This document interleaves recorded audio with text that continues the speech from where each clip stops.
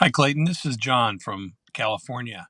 I'm wondering if you can comment a little bit on interest rate risk and market risk and how a new investor might look at this situation, especially with what's going on in the world right now.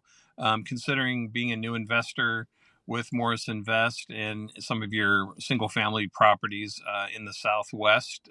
So, hoping you can shed some light for that on me. Thank you. Appreciate all you do. Thank you, John. And boy, didn't John's voice? He sounds like he should be like a voice actor or something. He's got like a really good like broadcast voice. Maybe he is.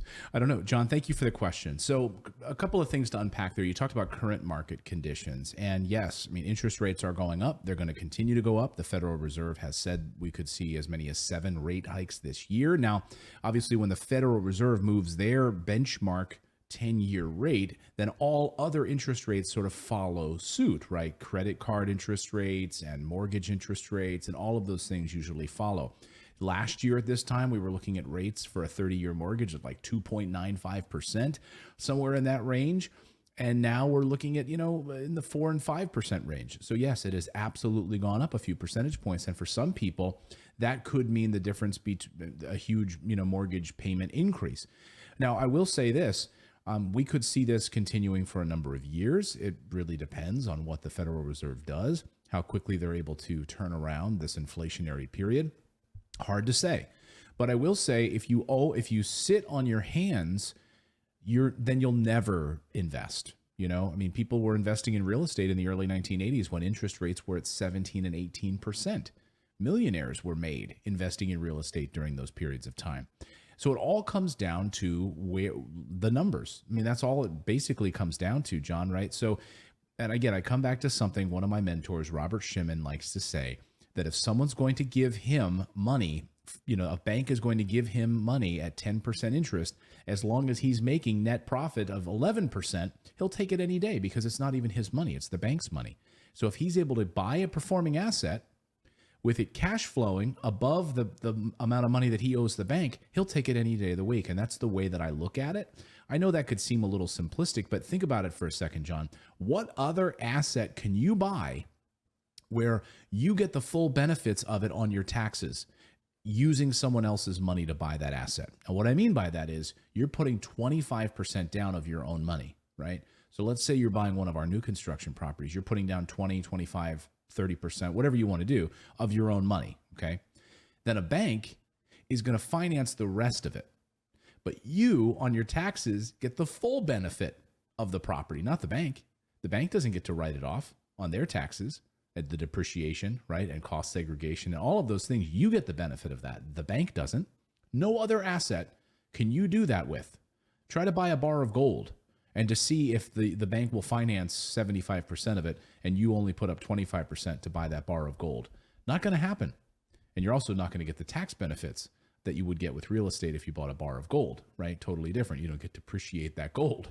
So there's a lot of benefits to that. So again, I come back to if the numbers make sense, and if you look at our properties, I'm just because you specifically asked about our properties, we have a minimum net return of 18%. Minimum net return, an internal rate of return of 18% minimum, and it goes up from there. So if you're paying 5% or, even if it goes up a little bit more to 6% interest, but you're still netting 18%, again, that's a huge difference, right? Between 18% and 5%. And you're doing it on the backs of a bank's money, on the bank's money, other people's money. So I come back to, it's sort of like when, I was a tech reporter at one point in my life, and I still love technology, so I still watch this stuff very closely. But I would go out to an Apple event and cover the launch of the new iPhones or a new computer, a new PC, whatever. And someone would ask me, a viewer would ask me, hey, should I buy this now or should I wait till the next one? Well, the answer is yes for both, because there's always going to be a new computer next year, right? And so, but if you need a computer now and you want to start building wealth now, well, then now is the answer. Then you should start investing now. Yes, you could wait till next year and the interest rates could go up a little bit more, or you could wait 5 years and they could come back down a little bit. But as a new investor, John, the best time to invest is always right now, in my opinion.